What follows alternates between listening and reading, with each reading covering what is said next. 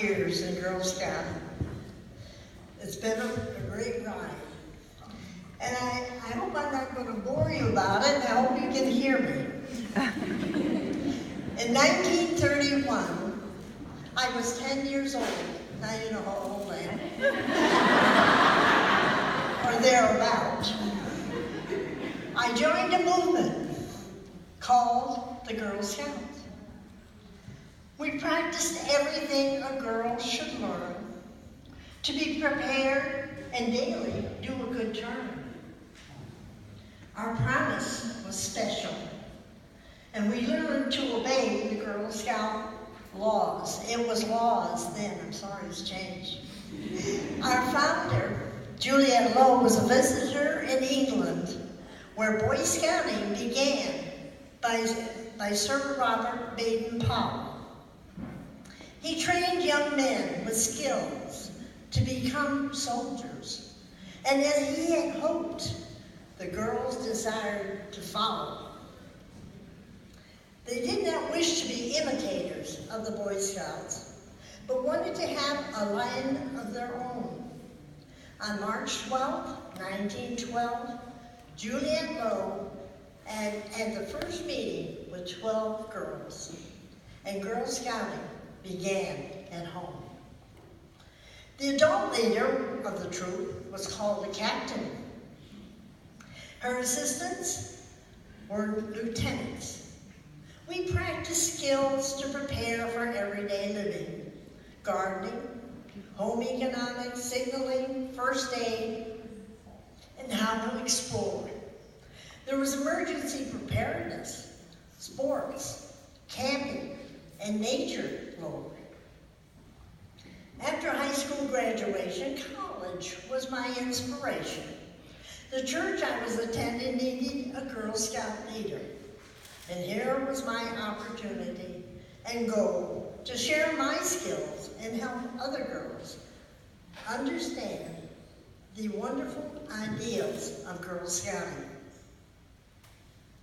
Girls should be trustworthy, self-reliant, and happy, ready to meet their responsibilities and to give service in the home and their communities. It seemed that every place I lived, there was always a need, so volunteer I did.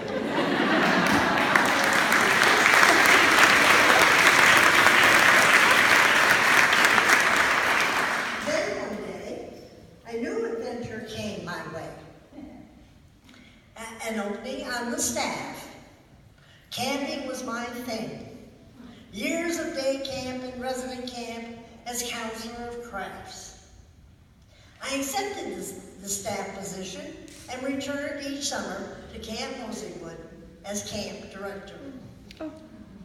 Now a field director, I was busy with no 2 days the same. Soon a new council was formed, which gave us a new name. It was called Great Valley, with a whole new set of rules. The council said to me, "Go west, Ronnie." And that meant Berks County. "You'll like it there," they said. People are dedicated, strong, and mighty. Berks County is beautiful with its rolling hills. So I went up and down and round and round. We now had a new age level: Brownies, juniors, cadets, and seniors. There was much training to be done. Florence Lander was my partner, and we tried to make it fun. As we all know, Girl Scouting never remains the same as such. Another new council was formed, combining Westchester, Montgomery, and Bucks. With Valley Forge included, an appropriate name was Freedom Valley. What luck. Not only does the movement change, but people do as well. So once again, I packed my books, this time going east toward the Liberty Bell. In less than 1 year, our director of camping passed away. just before Christmas Day. The next summer was the National Roundup in Colorado, and now a new trainer was going to be needed. And can you guess who? Of course you can. That was just the beginning. 3 days after this assignment, a letter arrived from the National Girl Scouts of the USA. They congratulated me on being selected to accompany a patrol of 8 girls that summer to the Caribbean. This was the biggest challenge yet of my Girl Scout training background. I was ready to be prepared to obey orders, to be courteous, cheerful, and clean in thought, word, and deed. Sometimes this was difficult, but many years ago, the Girl Scouts planted a seed. Variety is the spice of life, of which I had my share. Surprises were everywhere. Originally, our office was in Norristown, but we built a new building in Valley Forge. When completed, my director gave me the assignment to write and direct the dedication. Another new experience. My title was now Program Specialist, coordinating camps and other council programs. When visiting camps, at least I could be out in the air. For a time, activities went smoothly and a regular routine. There was even time to make most preparations. When 1976 arrived, the council decided and wanted to celebrate 200 years since the revolution.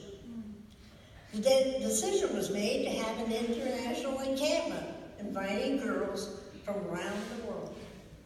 When the director realized I was the only staff member who had accompanied girls overseas, another surprise, that was it. I always reminded myself how much I was learning and experiences, and it was true. Those who assisted me for the event were excellent, working with the principles of Girl Scouting. Heritage Highlights was the name and theme of the event, and that summer of girls was 150, learning about the Pennsylvania Dutch.